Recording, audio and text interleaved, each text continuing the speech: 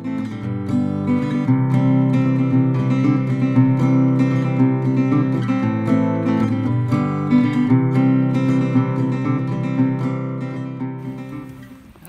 here it is, Sunday morning, the last morning of the B&G Campout in May in Greenwater, and it's been an amazing week. And we're down to just a few of us now, and we're going to share our experiences, and I guess then we'll be done till next month. We will. All right, so who'd like to go first? I'll go first. Okay. Yesterday afternoon, about 2 o'clock, my sister and I headed over to a Hancock Forest Service road just outside Mount Rainier National Park. And we sat down at the Yellow Gate and had a little picnic lunch and talked on the phone to family and joked around. And then after lunch, we started walking down the logging road, and about half a mile from the Yellow Gate, we started to smell this horrific stink. And I thought it smelled like old urine, and my sister thought it smelled like stinky wet dog urine. And so we were kind of talking about it, and like, well, where is that coming from? It seemed like it wasn't the ground that stunk, it was the wind that's brought the smell in. We got a strong sense by looking at the tracks that we had just come upon. There had been a herd of elk in there before us, but my sister says if you smell elk in the forest, that tends to smell more like horses or livestock. So this nasty smell wasn't from them. And then I started getting this feeling of being watched, and the hair on the back of my neck, I got kind of shivery and nervous. And we ended up walking down on the river and just sitting down, taking a few deep breaths. It's okay, it's gonna be okay.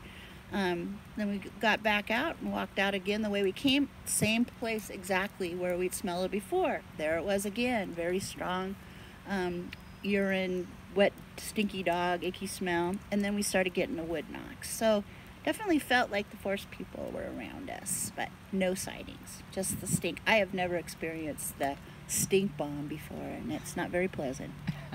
Okay, cool. Congratulations. Okay. Peter, did you have something? Yeah, hi. Yesterday I was right after dinner. We were sitting around the fire, and I was sitting over there, but a little away from the fire in the direction of Barb's vehicle there. And at 7:30, I looked at my watch, so it was at 7:30. Out of the corner of my right eye, I thought I saw a black figure, a silhouette of a black figure, kind of move sideways out of my field of vision, and it was, between my height, 5'9" and 6 feet, and skinny. Okay. But the arms were long. How long was it in sight? How long? Yeah. 0.52 seconds. Okay. It was fast then. It was very all quick. have a timer out. It was just a flash, and Okay. so I can't swear that it was a sighting. Okay. It was reminiscent of a sighting I had 4 or 5 years ago at a lake we go to on the other side of the crest, where I saw about the same level of darkness in the summertime, sitting around a campfire with another group of friends. Saw a black figure flash out of my field of vision, and looked around, and that time I saw a big black blob at ground level at the base of a tree, which disappeared as I started to approach it. I mean, not into thin air. I got up, there was a branch that crossed the field of vision. When my head got above the branch, it wasn't there. But there wasn't, in this case yesterday, there wasn't any corroboration. There was not, just that one flash. Okay.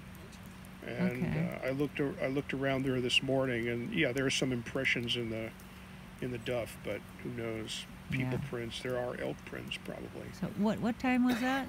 7:30. 7:30. So it was still light out. about 11 or so, or no, I guess it would have been about midnight. Heidi was sitting over here, and I was sitting right about here, and I had already been seeing some little flashes of light over here periodically, and I looked up, and I saw Heidi's looking over that way, and I see like a black shadow kind of just between the trees here, and she kind of turned her head around and said, "Did you see that?" And it was like, "Yeah, I saw it too." Something that was darker than the woods and the trees.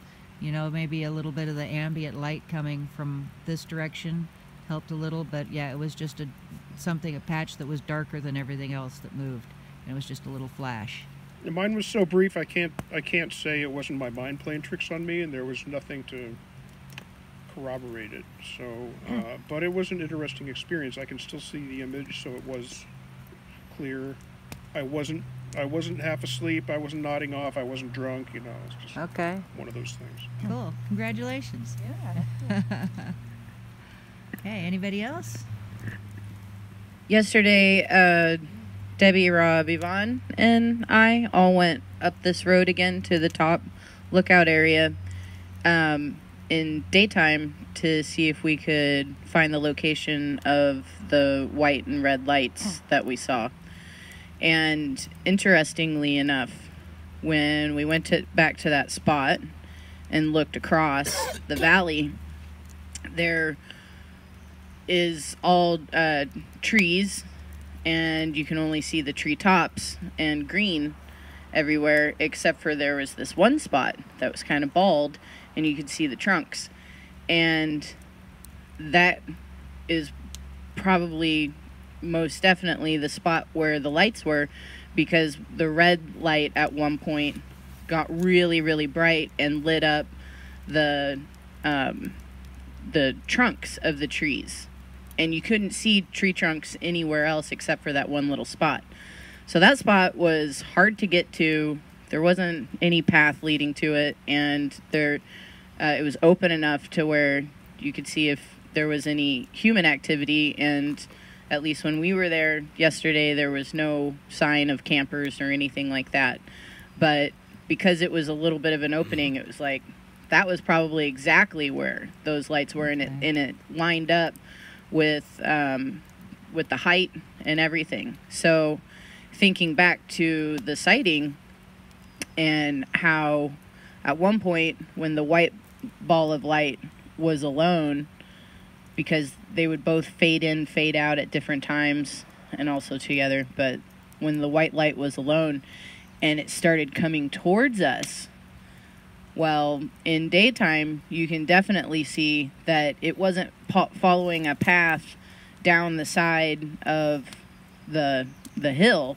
It was coming straight towards us, and nothing was there except for the air between us and that. So that was pretty cool to look at during the daytime. Awesome. Yeah. Cool. Thanks for going back and checking that out. Thank you. Yeah. Okay. The only thing I really have to share, other than, you know, I saw the lights and the flash over there. While I was sitting here, Rob's bus is over there, and up high, about halfway up to the top of the trees over there, there was a really bright red flash last night, which would have been directly over the bus. Was I abducted? When I went to go to bed, there were 4 of us left, and we all walked down there together. Some were just going to the potty tent, and the rest of us, you know, were camped back that direction. So I had stopped to get Goldie and was a little behind everybody, and I came back to get my purse out of my car, and when I walked up and opened the car door on the other side, back here behind Yvonne's tent, something jumped and took off. And then when I got down to past the potty tent, as I passed it, something hit the ground just on the other side of that. And, you know, I got to my tent and I got zipped in and I turned off the light and I just laid there waiting for something to happen, and nothing did. I didn't hear anything. There were no lights, and I was so tired that I couldn't keep my eyes open long enough to really wait and see. But, time of day? That was about 1 o'clock. Okay. Yeah. Yvonne, what time did you go to bed? or going to your tent Well, last night. The first time you went into your tent, yeah. as soon as you were unzipped, you were crouched down, you were unzipping, and I didn't know you were out there, and I heard a really quick bird chirp right above your tent, right above the center of your tent. Mm-hmm. I looked over and it was only one chirp, and you were halfway into you were just unzipping your tent at that time. Well, And that was quite a few hours after the birds went to sleep. well, after like everybody had obviously went to their beds and I was the last one here, Ashley had given me a cigarette. I'd ran out, so I smoked that cigarette, and then I went to my tent. But when I went in and I zipped up, I heard bzzz, just on the right of my tent, and I put my ear close, and then it stopped, and I just went in and fell asleep. Wow. Cool. Was it electronic? It was just a bzzz. But I was like listening to see if I could make out voices or anything. But then I actually put my ear, which was quite brave, against the cloth of the tent to see if I could hear. But I wasn't unzipping and coming out to have a look. It's so Okay. funny because you were so scared a couple of years Yeah. ago, and now you're walking. No, I'm people like, to their I'll tent. walk you. Don't mind, no problem. I'll walk you. So brave. You're so brave. But I get pinged. I ask them, please don't scare me. I don't want to be scared. Yeah. And then I get pinged and I'm not scared now. Good. You're a brave one. Good job. We also had a second bird chirp at 3 o'clock this morning between my tent and your tent, in the woods. It's probably 80 yards between us, and just a single chirp right between the tents. Not at tree level, but not at ground level either. Somewhere in between. Okay. And then Sandy found a nice footprint yesterday too. Ah. I did. Well, we went up to a rural campground, and Anita and Tom were kind enough to take us to a very special place in the forest where Tom finds, and Anita finds a lot of spiritual energy there. And he does a lot of praying, and it's beautiful in there. It really is beautiful. So it was very nice of you guys to take us.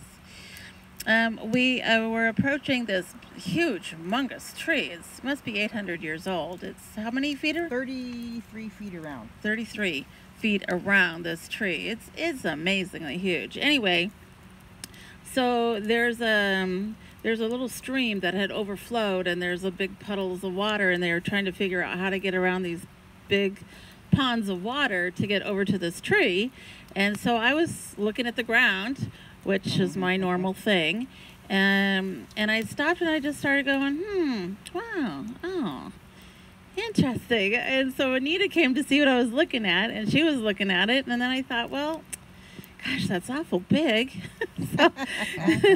and she wasn't saying anything, so I started to walk away, and I was like, no, you know what you're seeing. They do come in that size, and I've been asking to see a big print. I've been asking. I'd love to see one of your big prints. And I said, Anita, what do you see? And she goes, well, it looks like a footprint. I went, I know. And she goes, there's the toes. And I said, thank you. And so then we started looking ahead of it and behind it to find another large print. And if it would have, depending on the stride, it would have hit the water, so that was out in front. So then we started looking behind. There was a second print, but it was going in a kind of a different direction. So unless it, Pivoted, turned, yeah. pivoted really quickly, but we didn't see the pivot. But we had, of course, not a measuring tape, so Kevin had some dollar bills, so we put that down next to the print and in the print. And this dollar bill is 6 inches long and 2.5 inches wide. So we're figuring it's probably a 14 to 15 inch print minimum in length. I would like to go, if we have time after we pack up, to go back up there and I'll drive actually back up, measure yeah. it, and then I can send you the pictures with the measurement, because it's really broad across the toes, and I want to make sure I get a heel measurement too. Is it castable? It's not deep. It would not be a very thick. We'd have to really build up the side, which we could do. And it is in duff, but you could actually see the breaks, you know, the duff around the print from the weight of the individual. It actually cracked the sides, and it's really dry in there. It's like here. So it left quite a little impression. So now I've asked, I would love to see another huge print, one with toes, defined toes, and one that's really castable. So that's my next intention. Okay. So, yeah. Cool. Thank you. Keep asking. Yeah, good luck. Thank you. You're welcome. Okay. Does anybody else have anything they want to share? Nope. I want to thank everybody for coming, for being here, for participating, for sharing, and being so open and being part of this wonderful family. And we'll be gathering again next month, and I can hardly wait. Yeah. Thanks, everybody. Yay. We'll see you soon. Okay, so this is the track you guys found yesterday. Yep. Show us. So we think this is the great toe up here, and this would be the heel back in here, because you can see where it comes around here, outlined.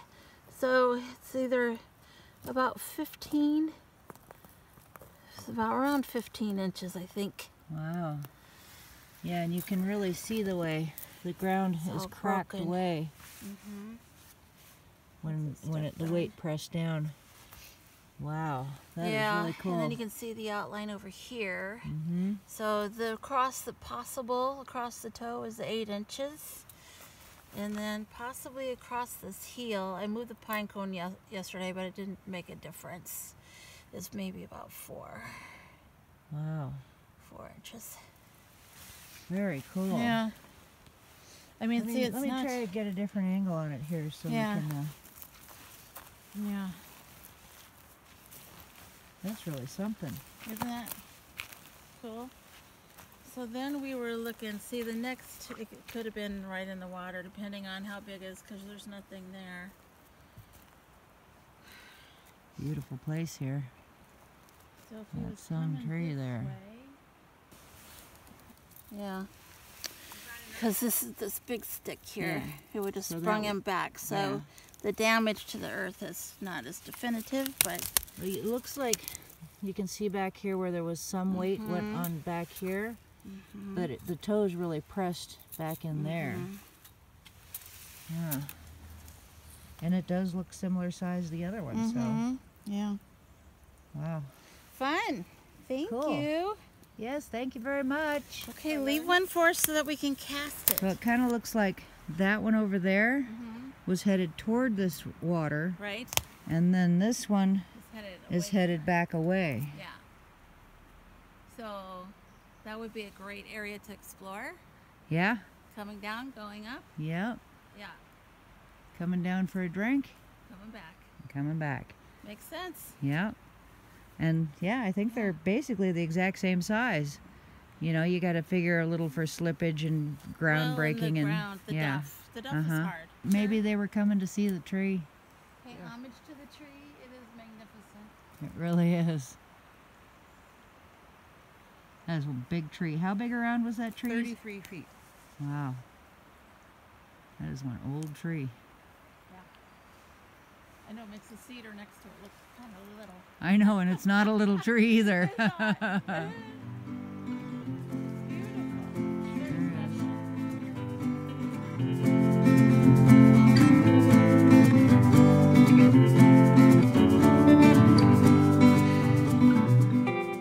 We're lucky we're puppies. We can get away with all kinds of stuff. Can't we? What's that? We're having so much fun. That's gonna leave a mark. Take that, WWE SmackDown. I'll get you with the puppy elbows. Well, now right I'm gonna now, chew on you. Right now, you're overexposed and out of focus. So I am the star. Yeah, I'm gonna always be the star. Sorry. That's right. You're just a scar in my eye. I'm gonna have you at the end of my paw. Now, let me go. You just keep bringing me to this chair. I don't want to be in this chair. Do you think we can have a moment of silence for Gabby? Impossible, because we're puppies, huh?